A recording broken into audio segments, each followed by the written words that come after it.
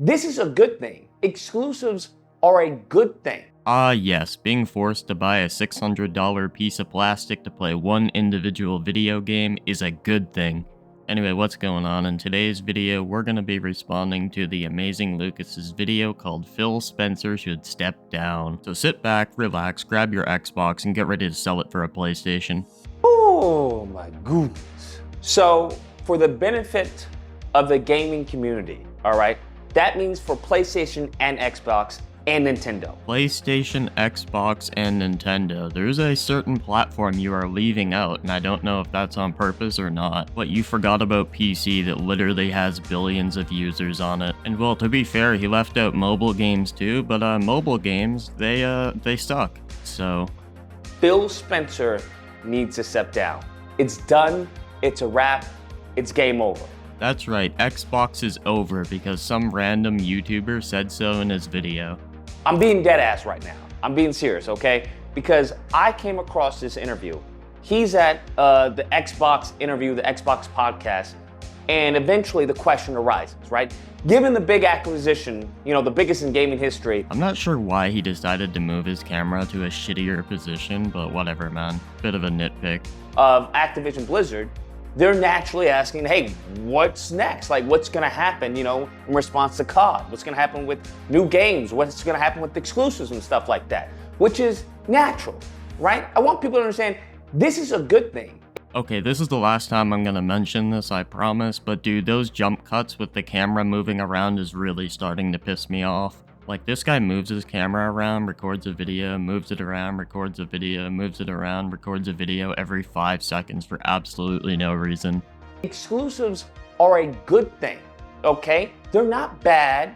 That doesn't mean it doesn't take anything away from another person. It doesn't take anything away from another person. Bro, how does it not take away from other people when you lock down a specific game to a given platform so people are forced to buy a $600 piece of plastic they may not even want? It quite literally exists to restrict the game from other people, so I don't know how you're gonna claim it doesn't take anything away from anyone. It's a good thing, because I want you to understand the reason why you buy a Mercedes over a Honda, or a Honda over, I don't know, a Lincoln Navigator or a Ford truck, right? There are features and benefits that each of those vehicles has. What he is attempting to do is make all of them accessible to everyone. How is he trying to make the games accessible to everyone when he makes them exclusives? Like, you look at Starfield, it's only available on the Xbox and PC. Just because the game is on Xbox and PC doesn't mean he's trying to make the games accessible to everyone. Like, Starfield isn't exclusive, it's just exclusive to Microsoft. Also, are you seriously trying to claim making a game accessible to more people is a bad thing? That is impossible, okay?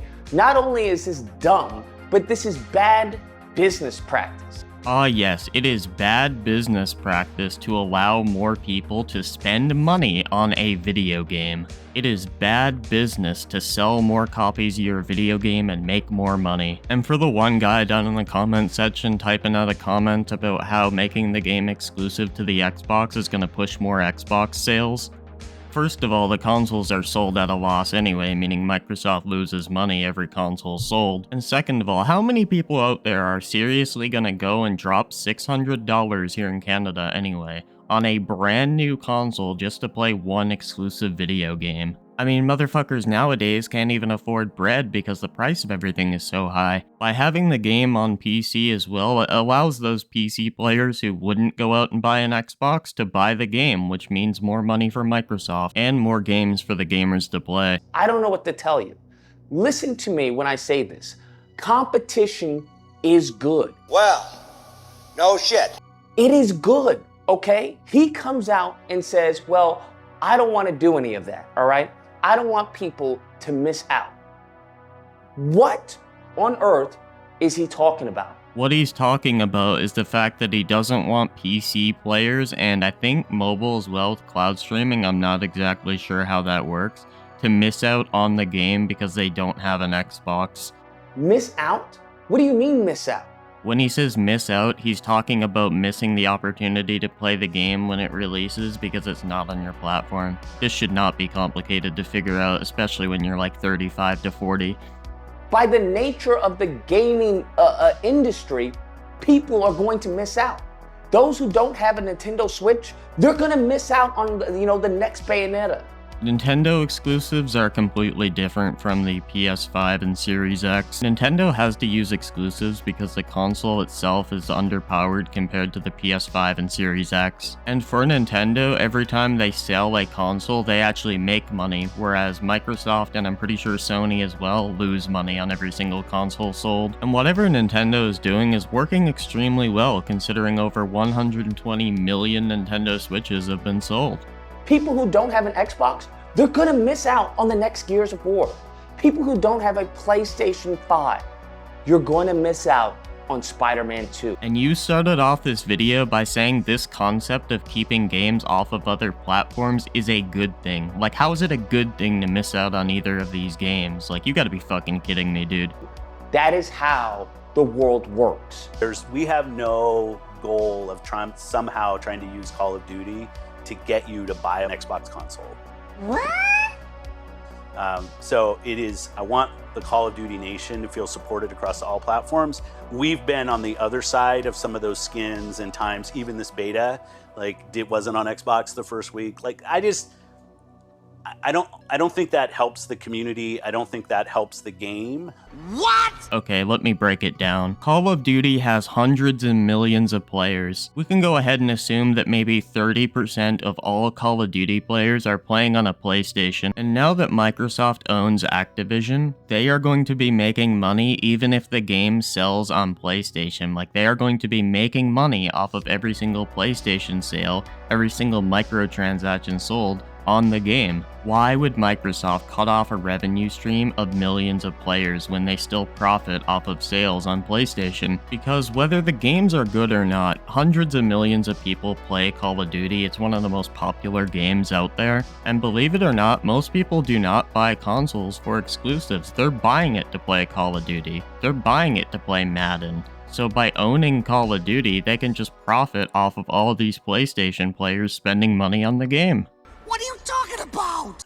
And so it's the focus. If you're a PlayStation player, you're a Nintendo player, PC player, or an Xbox console player, I want you to feel like 100% part of the Call of Duty Nation. Him trying to say, well, I'm not gonna do any exclusive content, no skins, no timed exclusive, none of that. And you can expect, as far as any type of games to come out in 2024, that's what we're looking at, probably on the back end of 2024. This is not good. This is some, he's Today, Junior! running Microsoft Gaming with some false sense, some misguided sense of moral high ground, where he's like, hey, we're not gonna do what PlayStation would do because we're the good guys. We care about everybody. No, they are not trying to do some like moral high ground or whatever, dude. They're doing it to make money, just like every other business on planet Earth. Listen, all this kumbaya, leave it for religion. I don't know why his mic quality just turned to that of like a walkie-talkie. Like, I can get better audio quality than that out of the bottom of a cereal box. All right, that's what works good with religion, kumbaya. When it comes to business, this is how you die. This is how you go night-night. I mean, he's right, dude. Microsoft... Oh, wait. This right here is Microsoft stock. That doesn't look like dying to me. And as we can see on every single metric to judge Xbox, it's behind. People want to praise Xbox Game Pass.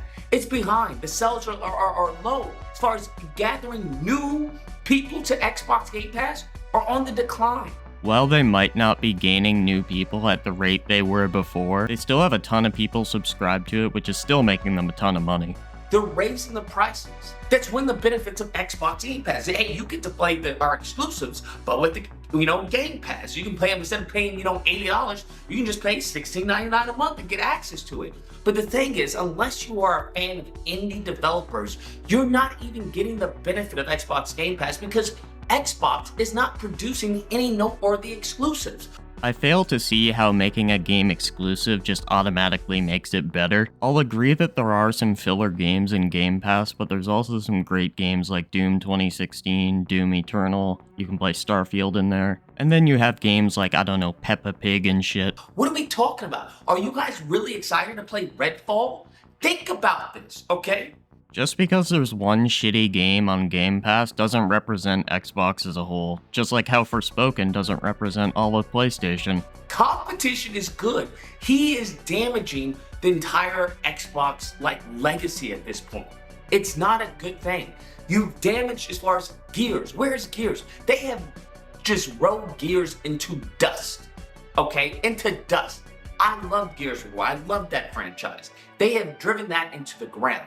Halo Infinite, driven that into the ground. A new update just came out for Halo Infinite recently, adding tons and tons of content, and people are genuinely happy with the game, and it's had an explosion in players. This is not the time you want to be bringing up Halo Infinite, bro. Whether exclusive, and then they give you Redfall, driven that into the ground. Starfield, driven that, well, that was already at the ground. Okay, I don't know why people are coping, talking about, oh, it's the game of the generation. When it comes to Starfield, I think the game is good. Not great, not shit, just good. However, there are a lot of fanboys who are acting like it's literally the best game of all time and ignore every issue with it. But having a game like Starfield that's such a big game on Game Pass is undoubtedly gonna help Game Pass. Listen, this isn't good, and the reason why this isn't good, because you wanna know why? For a PlayStation fan, this isn't good for me. Because what happens is, when there is no competition, things start to get ugly. They get real ugly. Where a company starts treating their fan base or their customers with a sense of flippant behavior because they know you have nowhere else to go. Ah yes, if you are playing on PlayStation, you have nowhere else to go. You can't go to PC, you can't go to Nintendo, and you cannot go to Xbox. And a lot of PlayStation games now are actually getting PC ports, which I think is awesome. Right? That's what you have to understand. So it benefits me if Xbox is on their game. If Xbox is putting out exclusives. I don't mind as far as Xbox having exclusive content with Call of Duty. What is the reason for the acquisition then? Okay, once again, let me explain it for you. By buying Activision, tons of popular games are now owned by Microsoft, meaning that they can put them in Game Pass. So like the Call of Duty games, they could put all of the Call of Duty games in Game Pass and increase Game Pass sales. Not only that, but every time somebody buys an Activision game or a microtransaction in one, they profit. Huh? That doesn't make any sense. You spend the billions of dollars to get this acquisition, and then you don't leverage it for sales of your console? They lose money on every single sale of an Xbox console. How does this make sense to anyone? Because it doesn't to me. From a business perspective, this is foolishness. I'm sure some random guy on YouTube knows how to run a billion-dollar company better than the CEOs. Okay? This is actual mental retardation, what he is doing. I mean, I don't understand how you're gonna call other people mentally when you're literally a grown man acting like this over a plastic box. For all the idiots. Game Pass, get Game Pass, Xbox got Game Pass, You spend all this money, right? All this money to get this acquisition, and then you don't even leverage the acquisition for the benefit of your players. He's trying to play kumbaya for everyone. How does taking a game away from another platform, in this case being PlayStation, benefit an Xbox player? Like, that is the stupidest shit I ever heard. Who actually celebrates somebody else not being able to play a video game? The only people who would legitimately be happy that other people cannot play games are like these degenerates on Twitter that have 300,000 console war tweets. No one else is doing that. When you are trying to worry about everyone else, while everyone else is worrying about themselves, you are always going to lose. You are always going to be in last place. Nintendo is not saying that. Nintendo, you wonder who Nintendo is worried about? People who have the Nintendo Switch. That is who Nintendo is worried about. If the Switch's exclusives were on other platforms, people would not buy the Nintendo Switch due to the hardware of the system. Especially considering if that was the case, you'd be able to buy a Steam Deck for like the exact same price and just play all the Nintendo games on there with better hardware. You wanna know who PlayStation is worried about? People who have a PlayStation 5. That is who PlayStation is worried about. Do you want to know who Xbox is worried about? Everyone else except Xbox players. I mean, Xbox players still get access to all these games and all the benefits that the other platforms get. Just because they're not locking things down to the Xbox doesn't mean they don't care about the Xbox players. They are expanding where you can play their games because money. They are a business, dude. They want to make money. Just like how PlayStation doesn't care about the PlayStation players. They want to make money. Defending Sony is not going to get you anywhere, dude. I remember you put out a video crying because Sony wouldn't give you a refund. And you're still licking Sony's boot.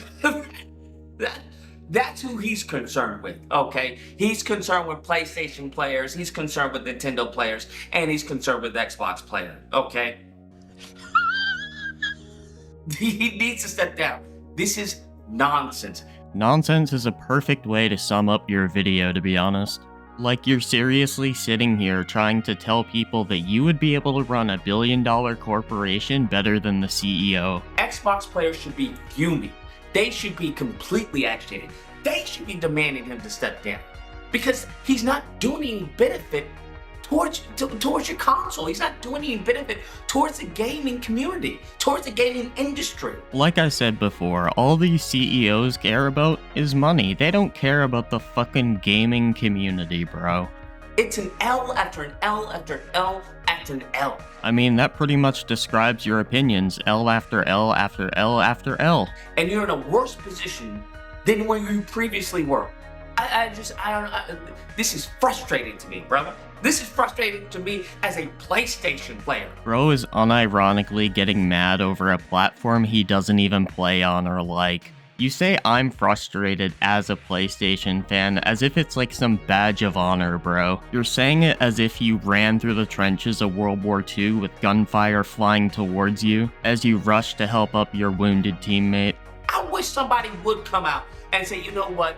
Well, we don't want to do all of that. We want everyone to have access to Spider-Man 2. We want Xbox players to have access. We want the Nintendo people to have access. We don't want to have any exclusives. You know, when it comes to other games, we don't want to have exclusive content. We don't even want to have timed exclusives where, you know, PlayStation players get it a week before. We don't want to do that. We want to, bro. This might be a bit of a hot take, but I think timed exclusives are not that bad. Like, on other platforms, you're still getting the game eventually. As long as it's not like years, then I have a problem with it. Bro, I would sell my PS5 that same day, bro. I would sell it that same day. Oh, that's how you gonna do it? Alright, cool, bro. Let me switch to PC then.